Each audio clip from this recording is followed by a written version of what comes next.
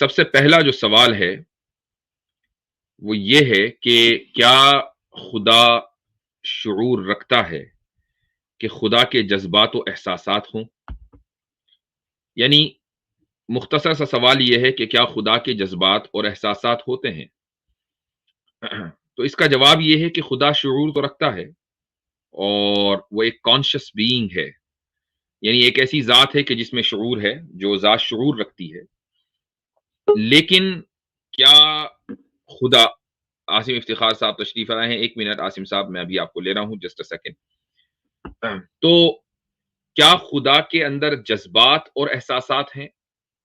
تو اس کا جواب یہ ہے کہ جذبات اور احساسات دراصل یہ ایک انسان کا خاصہ ہے، یا جو زمین کے اوپر بسنے والے جاندار ہیں ان کا خاصہ ہے۔ اللہ تعالیٰ کے اندر ایموشنز نہیں ہیں۔ اس کی وجہ یہ کہ ایموشنز اکثر و بیشتر ہماری کمزوری بھی بن جاتے ہیں، اور اللہ سبحانہ و تعالیٰ کے میں کوئی کمزوری نہیں ہے، کوئی نقص نہیں ہے، کوئی عیب نہیں ہے۔ تو جذبات اور احساسات جو ہیں وہ دراصل انسان میں بھی عیب مانے جاتے ہیں۔ اگر ایک انسان جذبات کی بنیاد پر فیصلہ کرے تو پھر ایسی چیز خدا کے اندر کیسے ہو سکتی ہے؟ تو مختصر جواب دوں گا، اس میں بڑی تفصیل ہے، مزید بہت کچھ کہا جا سکتا ہے، لیکن میں فی الحال اسی پر اکتفا کروں گا۔ ایک اہم سوال آتا ہے کہ اس پوری کائنات میں جس میں اربوں کھربوں ستارے اور سیارے ہیں، کیا اسلام صرف زمین پر ہی ہے؟ میں ایک منٹ عاصم افتخار صاحب کو ایڈ کر لوں۔ عاصم صاحب کیا حال چال ہیں؟ السلام علیکم ورحمۃ اللہ وبرکاتہ۔ وعلیکم السلام ورحمۃ اللہ، الحمدللہ خیریت سے، آپ کیسے مستر؟ الحمدللہ، دعائیں ہیں، اہلاً و سہلاً۔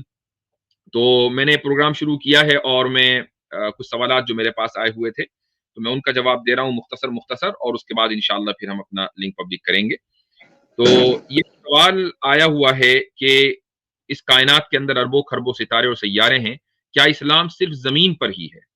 تو دیکھیں، اس کا جو جواب ہے وہ اس پر ڈیپینڈ کرتا ہے کہ سب سے پہلے یہ ثابت ہو جائے کہ کیا لائف صرف زمین پر ہی ہے یا کہیں اور بھی لائف ممکن ہے۔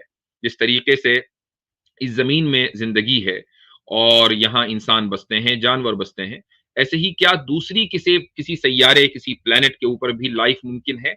تو یہ اس پر ڈیپینڈ کرتا ہے۔ اگر لائف ہے تو اسلام ہے، اور لائف نہیں ہے تو اسلام نہیں ہے۔ ظاہر ہے کہ جہاں لائف ہوگی وہیں اسلام ہوگا۔ لیکن کیا لائف ممکن ہے؟ قرآن کریم کی کچھ آیتوں سے اشارہ ملتا ہے۔ یہ الگ بات ہے کہ سائنس ابھی تک اس کو ثابت نہیں کر پائی ہے، لیکن سائنس اس کا انکار بھی نہیں کرتی۔ اللہ سبحانہ و تعالیٰ فرماتا ہے، قرآن کریم میں ہے کہ وَيَخْلُقُ مَا لَا تَعْلَمُونَ، کہ اس نے ایسی مخلوقات پیدا کی ہیں کہ جو تم نہیں جانتے۔ تو ایسی بہت ساری مخلوقات ہیں، بلکہ اس زمین کے اوپر بھی ہوں گی، اور سمندر کی گہرائیوں میں ایسی مخلوقات ہیں کہ جس تک انسان کی بھی رسائی نہیں ہوئی ہے۔ تو ایسا بھی ممکن ہے کہ کسی دوسرے ستارے سیارے کے اوپر، کسی پلانٹ کے اوپر کوئی ایسی مخلوق ہو کہ جو ہمارے علم سے دور ہو۔ وَيَخْلُقُ مَا لَا تَعْلَمُونَ کہہ کر قرآن کریم نے اس چیز کا اعلان کر دیا ہے۔ اسی طریقے سے اللہ تعالیٰ فرماتا ہے وَمِنْ آيَاتِهِ خَلْقُ السَّمَاوَاتِ وَالْأَرْضِ وَمَا بَثَّ فِيهِمَا مِنْ دَابَّةٍ وَهُوَ عَلَى جَمْعِهِمْ إِذَا يَشَاءُ قَدِيرٌ۔ اللہ فرماتا ہے، یہ سورہ شورى کی آیت نمبر 29 ہے، کہ اس کی نشانیوں میں سے آسمانوں اور زمین کی پیدائش ہے، آسمانوں اور زمین کی، اور وما بث فیہما، اور ان چلنے والے جانداروں کا پیدا کرنا بھی اس کی نشانیوں میں سے ہے جو اس نے ان میں، یعنی آسمانوں اور زمین میں پھیلا دیے ہیں۔ تو اس سے یہ پتا چلتا ہے کہ آسمانوں میں، یعنی جو دوسرے سیارے ہیں یا پلانٹس ہیں، وہاں ممکن ہے کہ کوئی لائف ہو۔ قرآن کریم کی اس آیت سے یہ اشارہ ملتا ہے۔ اسی طریقے سے ایک آیت ہے سورہ نحل کی، اللہ فرماتا ہے وَلِلَّهِ يَسْجُدُ مَا فِي السَّمَاوَاتِ وَمَا فِي الْأَرْضِ، کہ زمین اور آسمان میں جو کچھ ہے وہ اللہ تعالیٰ کے لیے، اللہ تعالیٰ کو سجدہ کرتے ہیں، جتنے بھی جاندار ہیں، من دابۃ، جتنے بھی جاندار ہیں، اور ملائکہ بھی سجدہ کرتے ہیں، اور وہ ذرا بھی غرور و تکبر نہیں کرتے۔ تو قرآن کریم میں سورہ فاتحہ کے اندر الحمدللہ رب العالمین آیا کہ تمام تعریف ہے اس کے لیے، اللہ کے لیے جو تمام جہانوں کی پرورش کرنے والا ہے۔ تو صرف یہی ایک جہاں وہ ایسا نہیں ہے، بلکہ بہت سارے جہاں ہیں، لیکن وہ کہاں ہیں، کیسے ہیں، ان میں کون سی مخلوق ہے، یہ قرآن کریم نے بیان نہیں کیا۔ کہ سائنس کا کام ہے، جس دن ڈھونڈ کر ہمیں بتا دے گی تو ہم بھی بتا دیں گے کون مسلمان ہے کون نہیں۔ تو یہ ان کا دوسرا سوال تھا ان صاحب کا۔ ایک اور سوال ان کی طرف سے آیا ہے، اور یہ بھی اہم ہے، اور وہ یہ ہے کہ قرآن کریم کے اندر جتنی بھی متشابہ آیات کا ذکر کیا گیا ہے، اگر ان متشابہات کا معنی صرف اللہ ہی جانتا ہے تو اسے قرآن کریم میں ذکر کرنے کا کیا مقصد ہے؟ یہ ایک سوال بہت کامنلی کیا جاتا ہے کہ قرآن کریم میں کچھ آیتیں ایسی ہیں کہ جن کو کوئی نہیں سمجھ سکتا، ان کو صرف اللہ تعالیٰ ہی جانتا ہے۔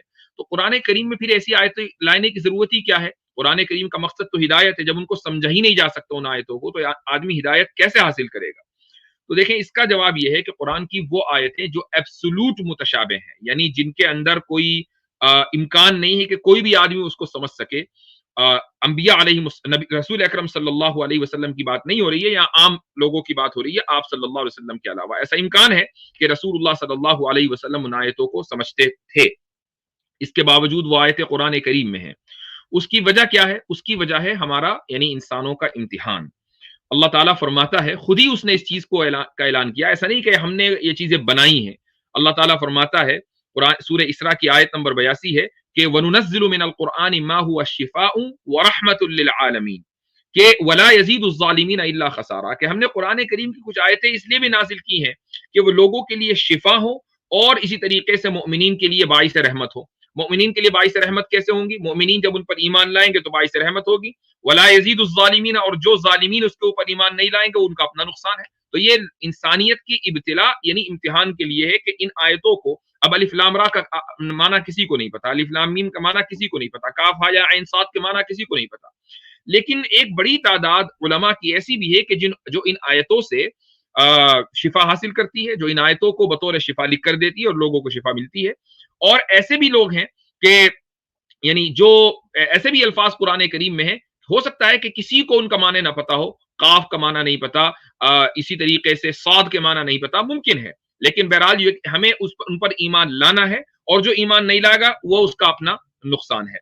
تو ایک مقصد جو ہے وہ امتحان ہے، اسی طریقے سے اس کا جو دوسرا مقصد ہے وہ یہ بھی ہے کہ قرآن کریم میں اللہ سبحانہ و تعالیٰ نے ایک اعلان یہ کیا ہے کہ وہ فوق کل ذی علم علیم۔ بعض آیتیں متشابہات ہیں، یعنی خصوصاً جو اللہ کی ذات اور اللہ کی صفات سے متعلق آیتیں ہیں وہ متشابہات ہیں، لیکن ضروری نہیں ہے کہ ہر آدمی کو پتا ہو۔ ایسے بہت سارے لوگ ہیں کہ جن کو نہیں پتا، اور ایسے کچھ لوگ بھی ہیں جو ان آیتوں کے اندر غور کرتے ہیں اور ان کو ان آیتوں کا معنی پتہ چل جاتے ہیں۔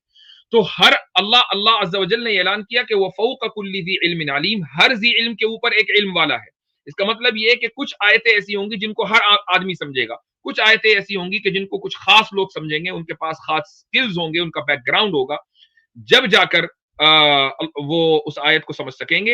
اور اس بنیاد پر اللہ تعالیٰ کا یہ اعلان سچ ثابت ہوگا کہ ہر علم والے کے اوپر ایک اور علم والا ہے۔ اور بھی بہت سارے مقاصد ہیں، امام رازی رحمۃ اللہ علیہ نے بڑے تفصیل سے اس کو ذکر کیا ہے۔ تو یہ چند کوشچن تھے، اور بھی ان کے کوشچن ہیں، انشاءاللہ وہ کسی اور موقع پر میں جواب دوں گا۔